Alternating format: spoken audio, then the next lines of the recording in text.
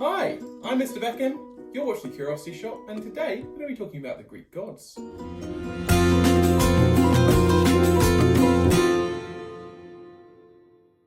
I'm going to take you through 12 of the gods that I think are the most interesting. But before we do that, let's have a look at where the gods come from. Now, there is a mountain in modern day Greece called Mount Olympus, and this is where the majority of the gods live. There's a few gods that live in volcanoes or in the underworld, but mostly they live in Mount Olympus. So that's enough of the where, let's talk about the who. The first god on our list is the big guy in the sky, Zeus, the ruler of the gods, the lord of the skies, and the thrower of lightning. Zeus was father of the gods, or at least he was father of most of the gods. He had what we call impulse control problems, which means he did things even when he knew it wasn't a good idea to do them. Zeus also enjoyed turning into different animals, although what he did as those animals was never particularly nice. Not the best person to have sitting on the throne of Mount Olympus. God number 2 is Hera. Hera is Zeus's wife. Good for them. Well done. Great. Hera is also Zeus's sister. Not so great. But we're not really going to talk about that because it doesn't help us with our stories, so let's just put that in a box and never talk about it again. Hera was the goddess of marriage and of birth.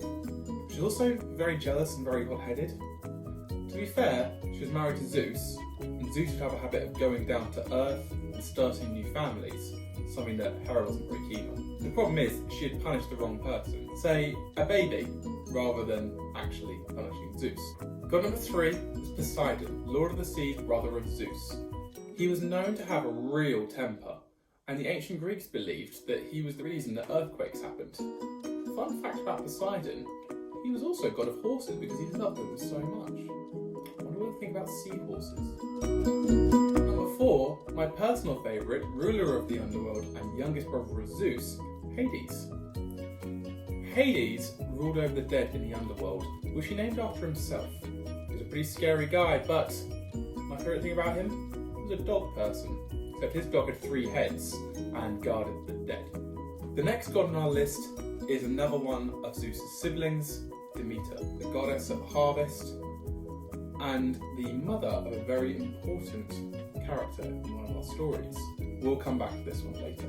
Okay, so that's enough of Zeus's siblings. Let's have a look at Zeus's kids.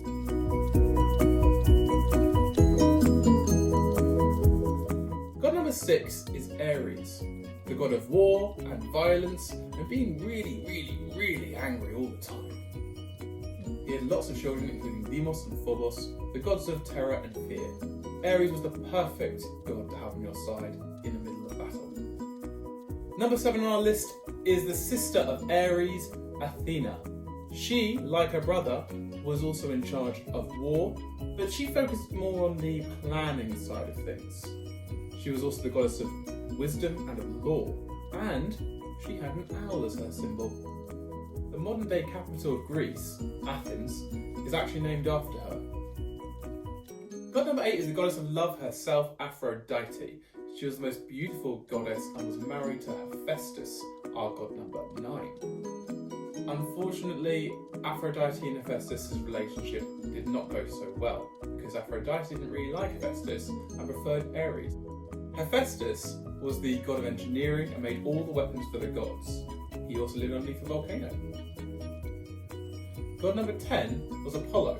He was the god of art and poetry and, strangely enough, plagues.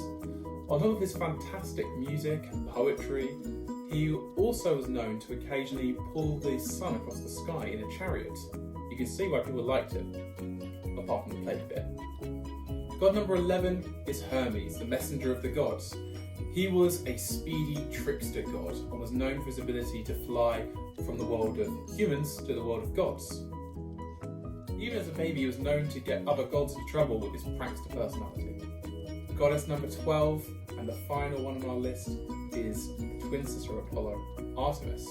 She was the goddess of the hunt and protected the woods and all the animals within it. She was also fantastic at archery and had a deer follow her around wherever she went. I hope you've enjoyed this video. I'm Mr Beckham, this is The Curiosity Shop. See you again soon.